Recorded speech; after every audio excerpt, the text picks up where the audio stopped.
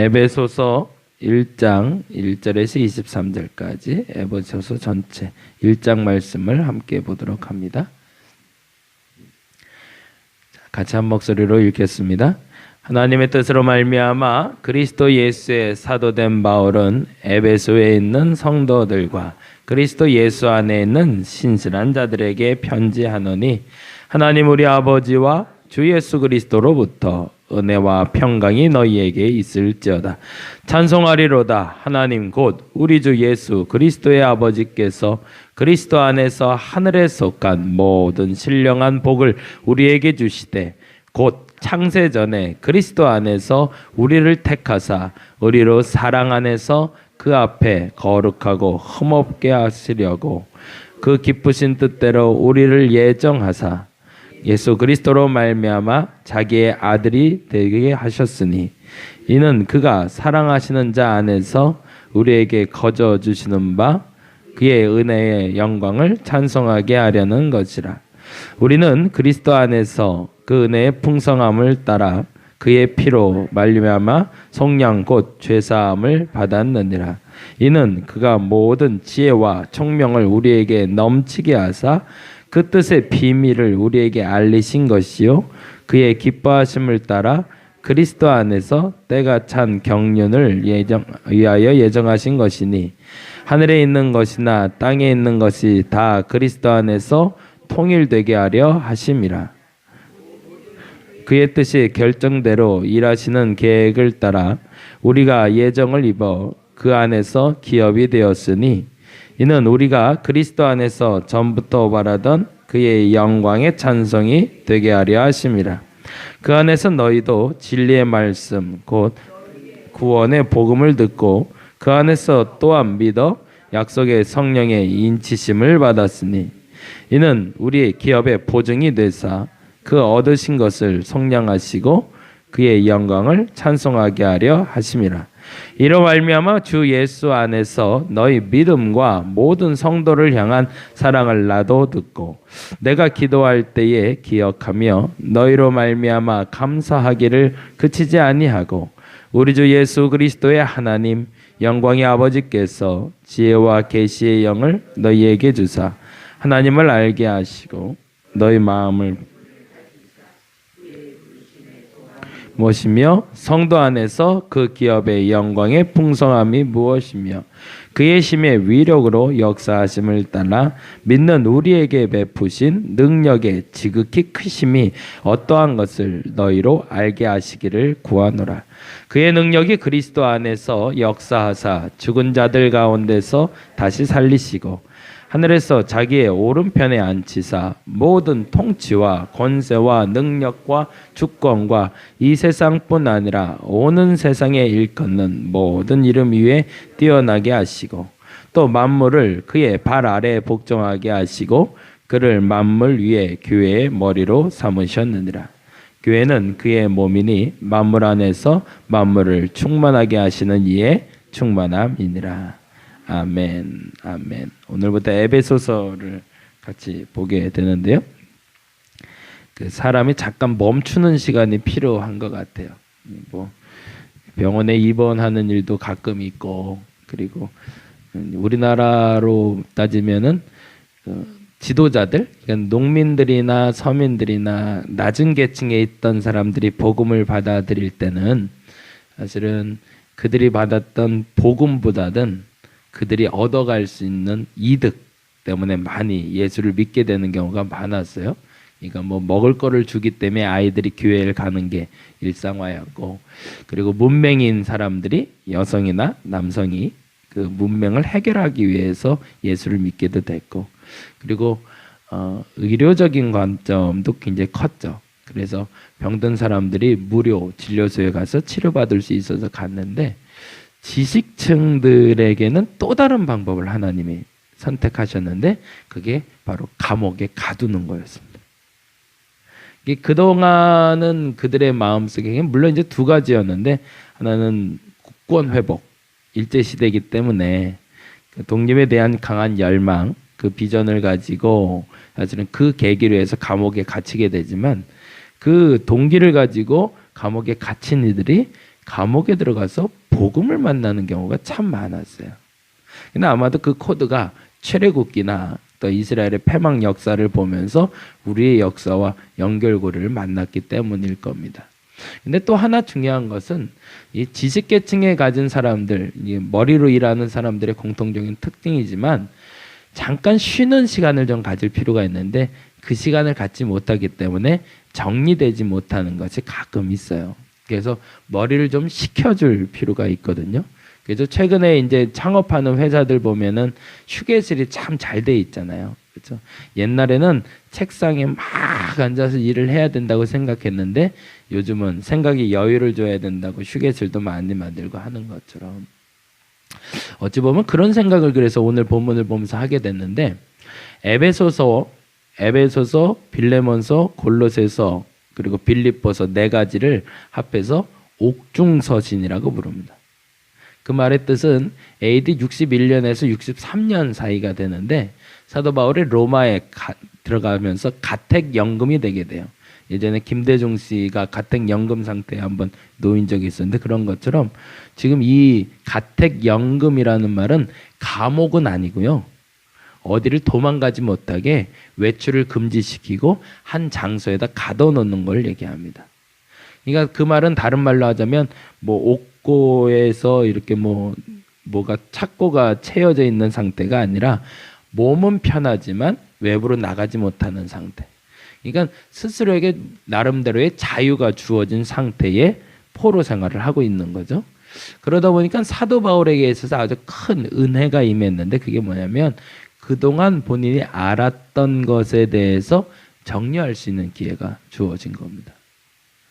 그래서 본인이 깨달은 바에 대해서 정리하지 못했던 것들을 하나둘 정리하기 시작했고 그 정리한 소스들을 모아서 전하고 싶어서 쓰기 시작한 게 바로 에베소서입니다. 그래서 에베소서는 우리가 학자들이 얘기할 땐 교회론, 교회란 이것이다. 이게 다른 말로 하면 사도 바울이 에베소서를 쓰면서 교회의 정의가 됐던 거죠. 근데 또 하나 매우 중요한 게 있는데요. 1장과 3장은요. 사도 바울의 간언 기도로 되어 있습니다. 보다 정확히 구별은 1장부터 3장까지는 사람들 얘기는 교리적인 얘기라고 얘기를 하고요. 그리고 4장부터 6장까지 이야기는 이제 삶의 자세에 대한 이야기다. 로마서 얘기할 때도 말씀드렸지만 사도 바울의 서신은 항상 두 가지로 분리가 됩니다. 1장부터 11장까지 로마서는 교리적인 얘기라면 12장부터 16장까지는 삶의 자세에 대한 이야기를 한 것처럼 에베소서도 1장부터 3장까지는 교리적인 얘기 그리고 4장부터 6장까지는 삶의 자세에 대해서 얘기하는데 이 교리적인 얘기를 할 때 사람들이 한 가지 간과하고 넘어가는 게 있는데 그게 뭐냐면 1장도 기도, 3장도 기도가 됩니다. 근데 그 순서가 이렇게 돼요. 1장과 3장이 이거 주일날도 다시 한번 얘기드릴 얘기이긴 한데 먼저는 본인이 깨달은 말을 먼저 얘기해요. 1장에서. 그리고 하반부에 가서 이 깨달은 것들을 너희도 깨닫기 원하노라. 3장도 마찬가지. 내가 이걸 깨달았는데 그거를 다른 말로 하나님의 비밀을 알게 됐다고 얘기합니다. 그리고 그 비밀을 너희도 알게 되길 원하노라. 이렇게 두 가지 부분으로 구별이 되어 있습니다. 에베소라는 동네에 그러니까 에베소 교인뿐만 아니라 이 소아시아에 있는 모든 교회들이 이 편지를 좀 둘러보면서 너희들에게 필요한 교회에 대한 기초, 하나님의 은혜가 뭔지를 알아가길 원한다라고 쓴 게 바로 요 에베소서가 됩니다. 이게 만일에 사도 바울을 가택연금을 시키지 않았다면 이 귀한 복음이 전해지지 않았을 거예요. 그러니까 우리에게 닥쳐오는 모든 일들에 대해서 우리는 한 가지 분명히 알아야 될 것이 있어요. 모든 것이 은혜가 된다는 겁니다. 전 그래서 요즘 제일 많이 하는 말이지만 그 말이 참 좋아요. 하나님은 반드시 옳습니다. 나를 어떤 상황에 처하게 하신다 할지라도 하나님 반드시 옳으신 분입니다. 바른 것이다. 바른 결과를 가져오는 분이다. 라는 깨달음만 있다면 우리들의 삶의 자세가 달라질 수 있을 것 같습니다. 이제는 요 얘기를 조금 할게요.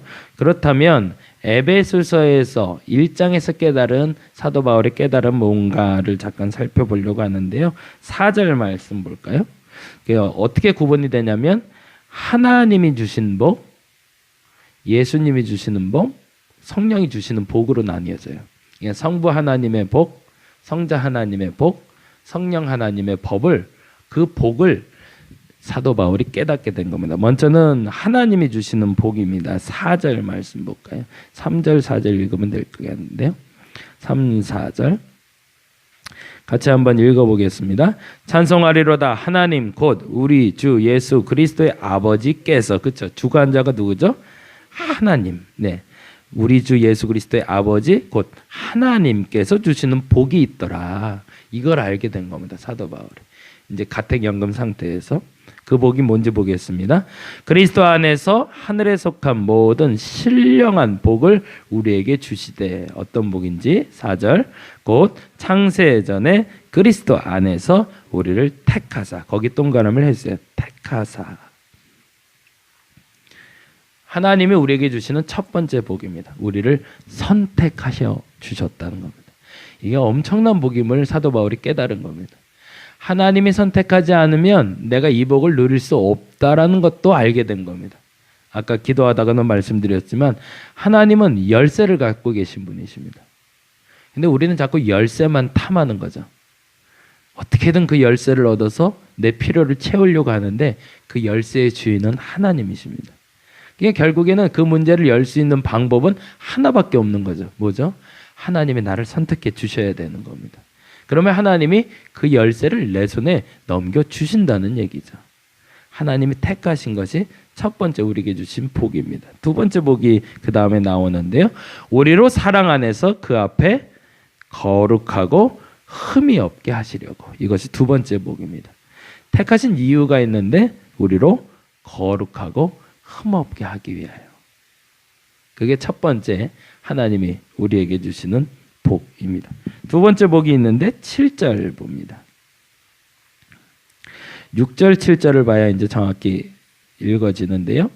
이 두 번째는 그리스도 성자 하나님께서 우리에게 주시는 복입니다. 같이 한번 읽어볼게요. 이는 그가 사랑하시는 자 안에서 우리에게 거저 주시는 바. 누가 주신대요? 그가 사랑하시는 자는 누굴까요? 예수 그리스도를 얘기하죠. 예. 그는 누굴까요? 하나님. 하나님이 사랑하는 예수 그리스도 안에서 주시는 복이 있대요. 우리에게 거저 주신 바 그의 은혜와 영광을 찬송하게 하려고 주시는 복이 있는데 그 복이 7절입니다. 같이 읽어봅니다. 시작. 우리는 그리스도 안에서 그의 은혜의 풍성함을 따라 그의 피로 말미암아 속량 곧 죄사함을 받았다라는 겁니다. 두 번 거기다 이제 동그라미를 쳐주세요. 예수 그리스도로 말미암아 우리가 받는 복이 있는데 뭐라고요? 속량 곧 죄사함. 이건 누구만 할 수 있는 거죠? 예수 그리스도께서만 하실 수 있는 겁니다. 그 어떤 누구도 할 수 없는 이 어마어마한 복을 우리는 예수 그리스도로 말미암아 받게 되었다는 겁니다. 그리고 세 번째 13절인데요. 13절 말씀. 13절 14절. 이 13절 14절은 성령 하나님에 대한 이야기입니다. 성령 하나님께서 우리에게 주시는 복. 삼위일체 하나님께서 우리에게 어떤 은혜를 허락하여 주셨는지를 보는 겁니다. 13절 읽겠습니다. 그 안에서 너희도 진리의 말씀 곧 너희의 구원의 복음을 듣고 그 안에서 또한 믿어 약속의 성령으로. 누구로 말미암아? 약속의 성령으로. 그리고 그분이 주시는 복이 뭐라고 되어 있죠? 인치심을 받았으니. 그 인치심에 대해서 14절에 이렇게 설명합니다. 읽어봅니다. 이는 우리 기업의 보증이 되사 그 얻으신 것을 속량하시고 그 영광을 찬송하게 하려는 것이라. 뭐 한다고요? 도장 꽝 찍어준다는 거죠. 너에게 그 열쇠가 넘어갔어 라고 증명해 준 건 누구다? 성령 하나님이시다. 선택하시는 건 하나님. 선택하여 우리를 흠없게 하시는 것도 하나님. 흠없게 하기 위해서 죄사함을 하시는 분은 성자 예수님. 그 성자 예수님이 우리의 죄를 사해 주심으로 말미암아 더 이상 죄의 속박을 받지 아니하고 하나님의 풍성함을 누리게 될 사람이다 라고 도장 꽝 찍어주시는 분은 성령 하나님이라는. 이 비밀을 사도 바울이 깨달아 알게 된 겁니다. 전할 때는 정리가 되지 않았는데 앉아서 생각하다 보니까 정리가 된 거죠.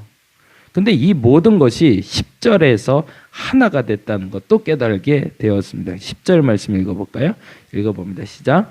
하늘에 있는 것이나 땅에 있는 것이 다 그리스도 안에서 통일되게 하려 하십니다. 그런데 그 모든 것이 하나로 엮어서 하나 안에서 모든 것이 이루어지게 된다. 그 하나가 무엇이다? 그리스도. 그래서 지난번에도 말씀드린 것처럼 우리가 믿음으로 가져오는 역사가 아닙니다. 이 열쇠를 주옵소서, 열쇠를 주옵소서라고 해서 얻어지는 것이 아니라는 거죠. 오직 예수 그리스도 안에 있는 믿음으로 말미암아 우리가 이 모든 역사를 경험할 수 있다는 것을 사도 바울이 우리에게 말하고 있는 겁니다. 근데 그러고 나서 이렇게 얘기하는 겁니다. 15절부터가 이제 그래서 그 기도가 이루어지는데요. 19절 말씀 볼까요?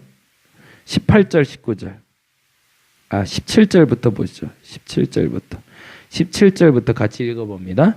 우리 주 예수 그리스도의 하나님 영광의 아버지께서 지혜와 계시의 영을 너희에게 주사 하나님을 알게. 그래서 너희가 그 하나님을 좀 알았으면 좋겠다.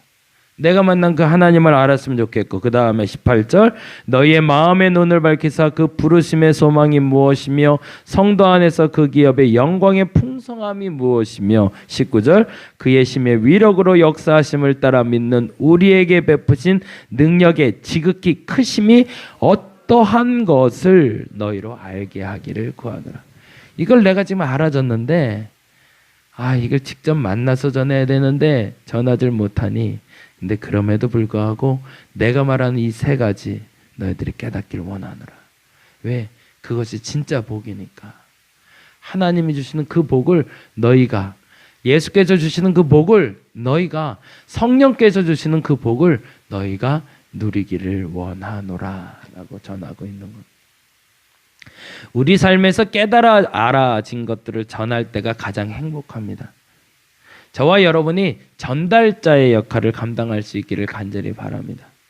하나님 그 복을 우리에게 주셨습니다. 나쁜 소식 전하는 사람들이 아니라 좋은 소식 전할 수 있는 사람들, 저와 여러분이 되었으면 좋겠습니다. 감사하게 개척하고 나서 2년 동안 제가 한 일이 뭔지를 하나님이 1차적으로 정리를 해주시는 것 같아요.